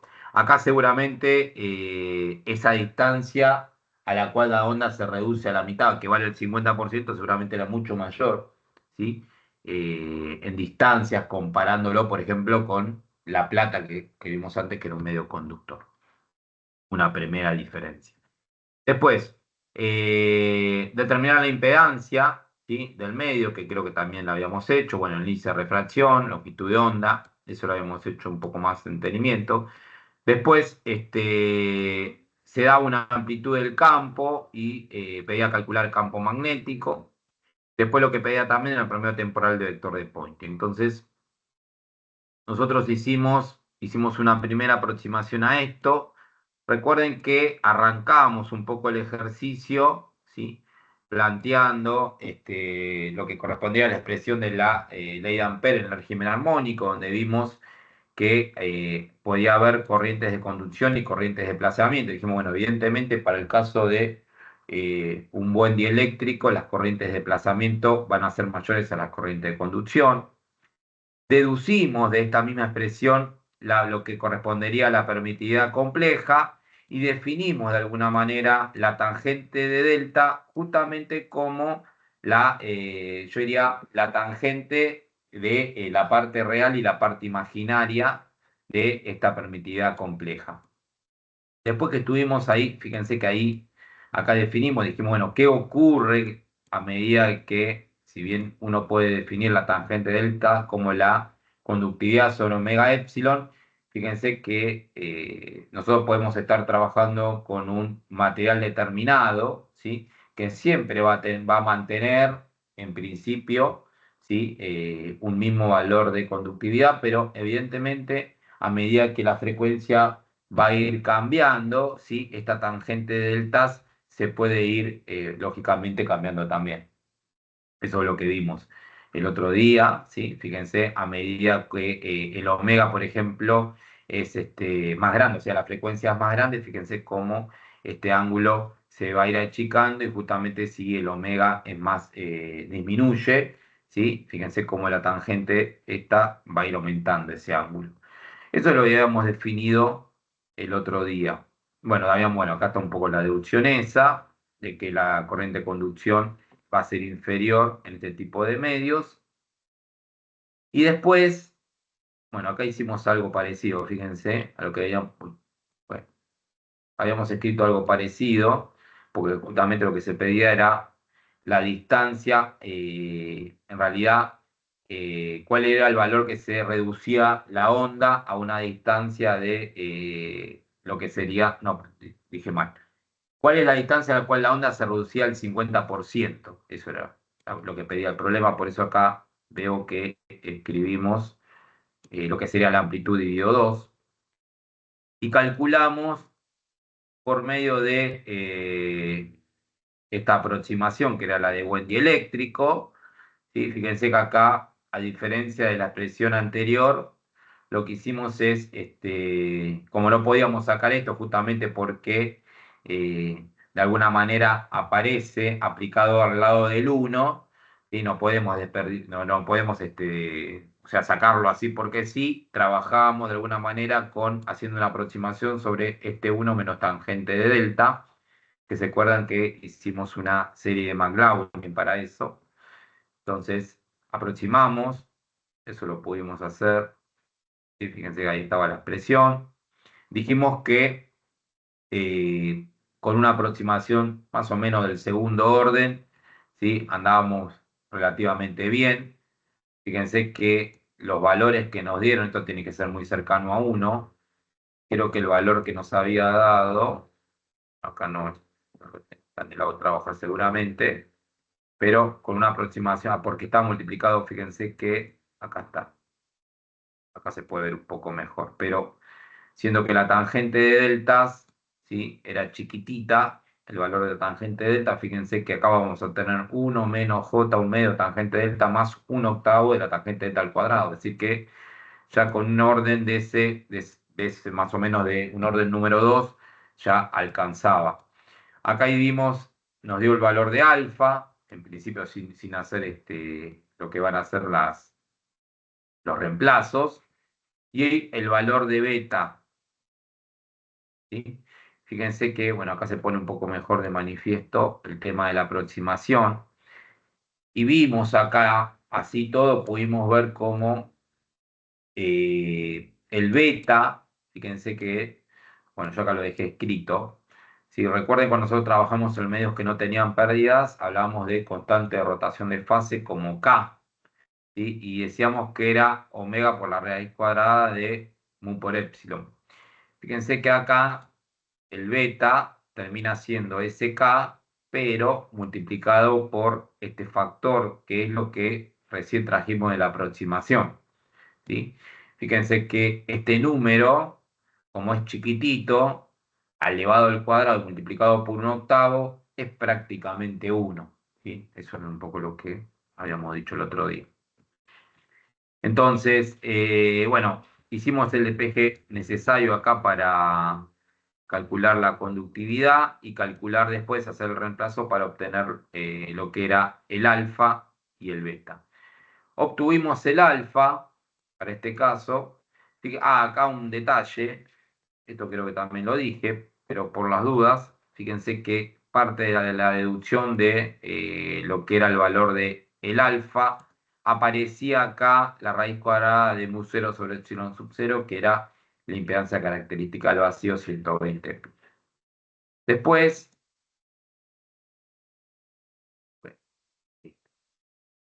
no puedo cambiar, me colgó este.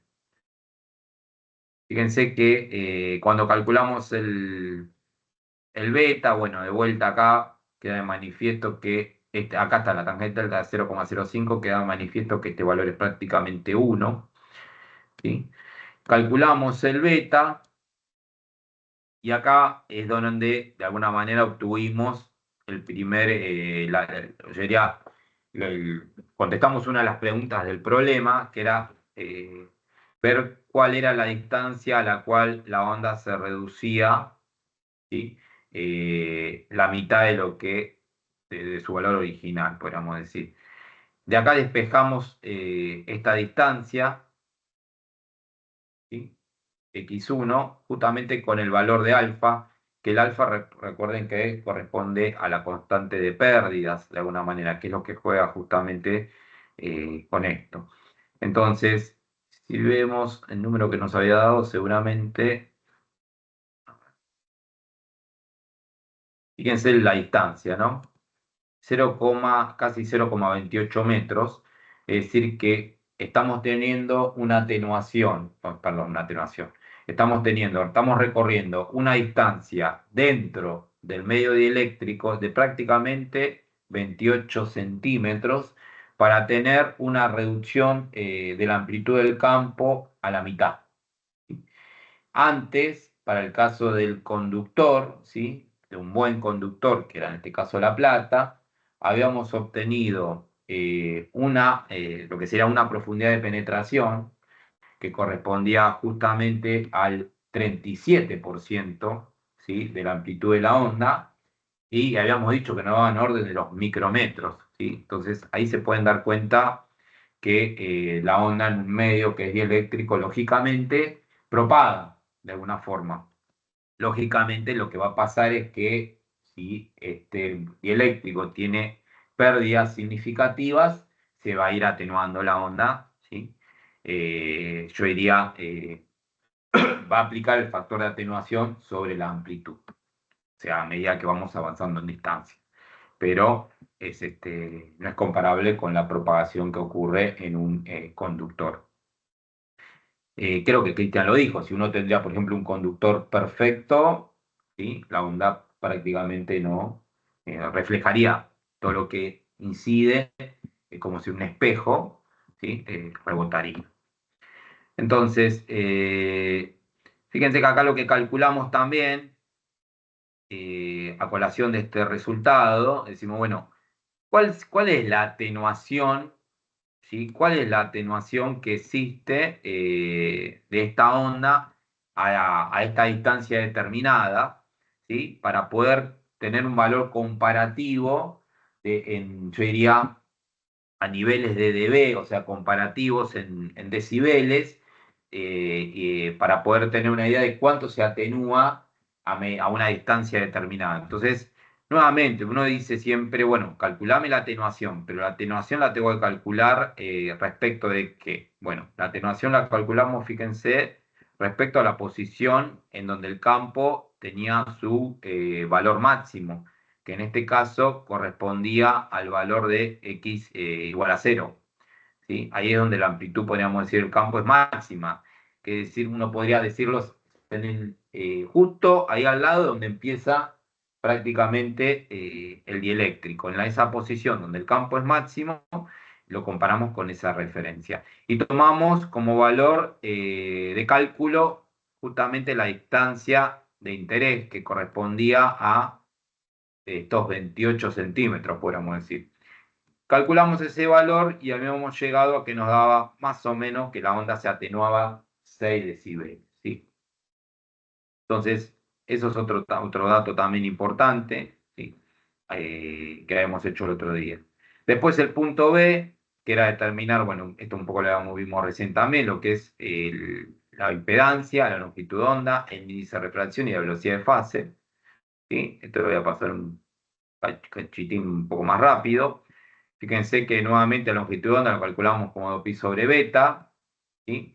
Hicimos el reemplazo correspondiente y después calculamos la impedancia. Fíjense que partimos de la misma expresión que teníamos antes en el buen conductor, exactamente igual.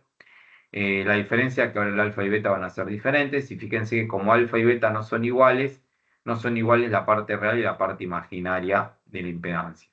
Acá habíamos puesto de manifiesto, fíjense, que la parte imaginaria de la impedancia justamente se debe al alfa, o sea, a las pérdidas que tiene el material, por eso aparece esa parte imaginaria en lo que sería la impedancia. Calculamos el valor de la impedancia y también calculamos en su módulo y fase. Fíjense que la diferencia de fase en este caso es de 1,42, casi 1,43 grados. Y después, ¿qué más? Darío, Sí, un perdón. minutito. Ya que estamos y estás mirando estos números, aprecien este pequeño detalle. Fíjense en el valor de la impedancia, la parte real es mucho mayor que la parte imaginaria. La parte imaginaria es la que pone en manifiesto las pérdidas, en tanto que la parte real es la más grande. Si comparan con el resultado que obtuvieron para el caso de buen conductor, van a ver que parte real y parte imaginaria son iguales y de valores mucho más chicos. Estamos hablando de 1, 2, y acá estamos hablando de 238.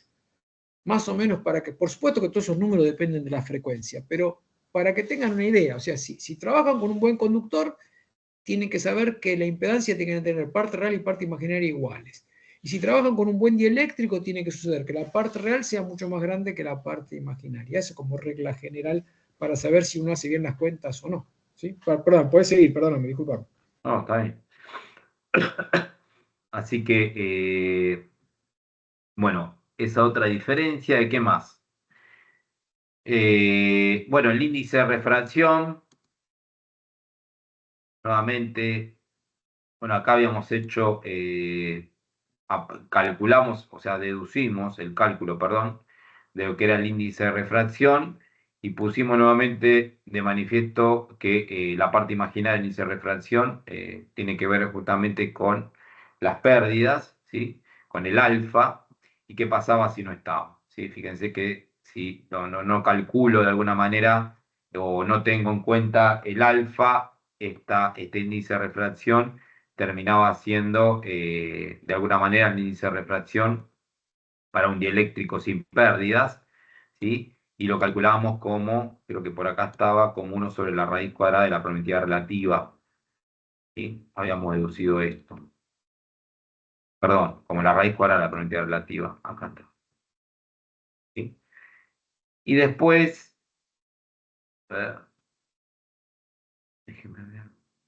La velocidad de fase, acá lo que habíamos dicho antes.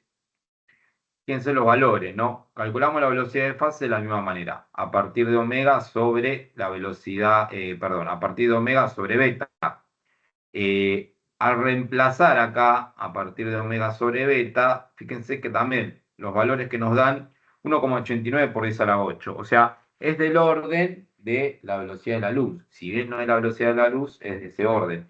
No ocurría lo mismo con la velocidad de fase en los buenos conductores, donde esta velocidad era mucho más chica.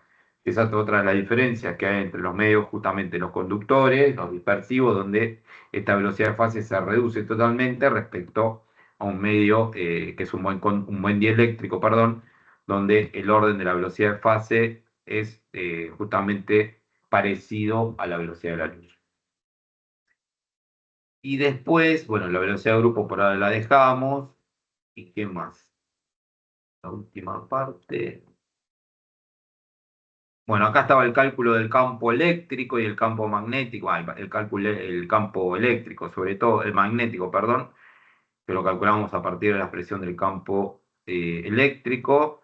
Eso era prácticamente todo igual. Acá sí, la expresión esta original tenía una diferencia de fase de 60 grados, una diferencia de fase, una fase inicial de 60 grados, y fíjense la diferencia de fase que existe en principio debido a que estamos trabajando con un buen dieléctrico. Fíjense que es de 1,42 grados, a diferencia de la diferencia de fase que se produce en un buen conductor, que sabemos que es de 45 grados.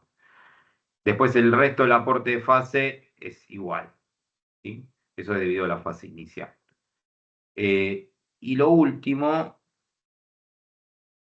a ver, hallamos acá, déjenme ver un poquito, la expresión instantánea del campo magnético,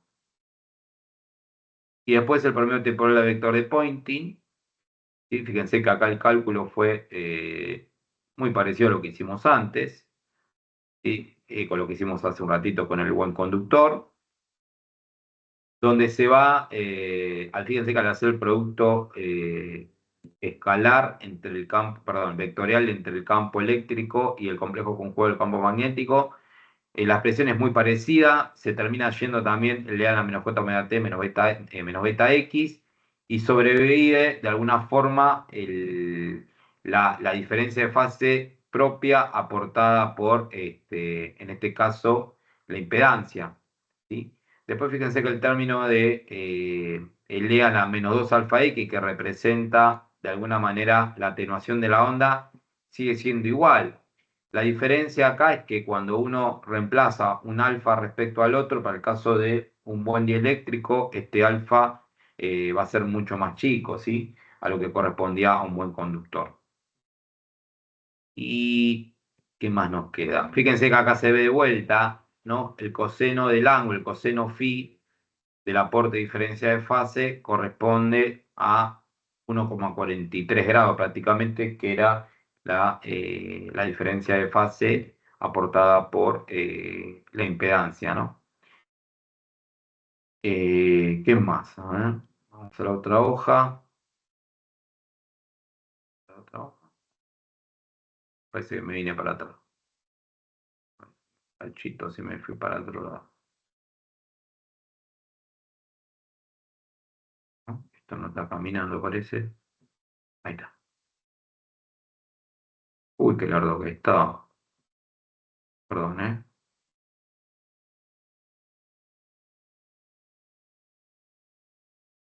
Está pasando, a veces se colga, si está por colgar o se colgó el OpenOffice.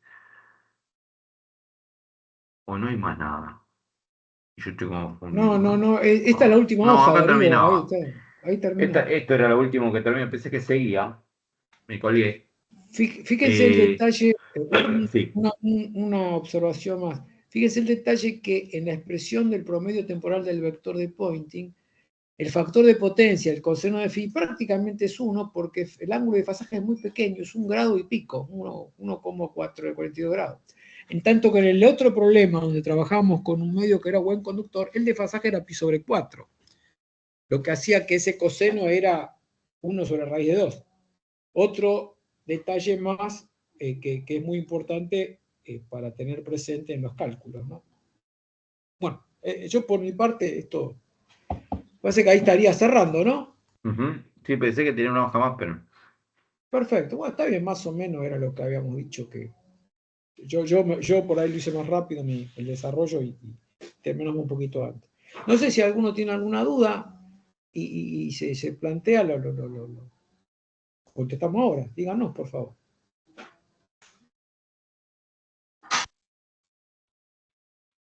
No, de mi parte no. Bueno, tal cual yo les comenté en el mensaje que les mandé en el aula virtual, hoy la clase, como hoy es feriado, la UTN, nosotros quisimos usar un poquito el tiempo, pero manejarnos con un poquito más de moderación en cuanto al tiempo que empleamos, porque la vez pasada nos fuimos un poco, nos fue al diablo el tiempo, y bueno, adelantar un poquitito. La semana que viene, si todo camina normalmente, en principio haríamos la clase presencial. Nosotros igual les vamos a enviar un mensaje confirmando esto. Y comenzaríamos con un tema nuevo y, por supuesto, queda en pie lo que veníamos, con lo que venimos trabajando hasta ahora, que es ir un rato antes, tipo 6:15, a efecto de hacer otro ejercicio ya, ahora probablemente de propagación de ondas, el ejercicio de repaso. ¿Ok? Bien. Bueno, si Otra no hay aclaración. Joya. Sí. Fíjense que yo subí los videos de de la clase pasada, pero hay dos videos. Yo no sé por qué se cortó, se ve que estuvimos mucho tiempo. Yo ya subí los dos, porque pensé que había uno solo, después vi el otro. Así que, bueno, eso nada más. Pequeña aclaración. Alguien quería intervenir y por ahí lo... No, estaba. Perfecto. Bueno, entonces cerramos la reunión y nos vemos la semana próxima, ¿ok? Dale. Bueno, Bueno, chicos, nos Perfecto, buenas vemos. noches. Bueno, Buenas buenas semanas. noches, sí, muchas gracias.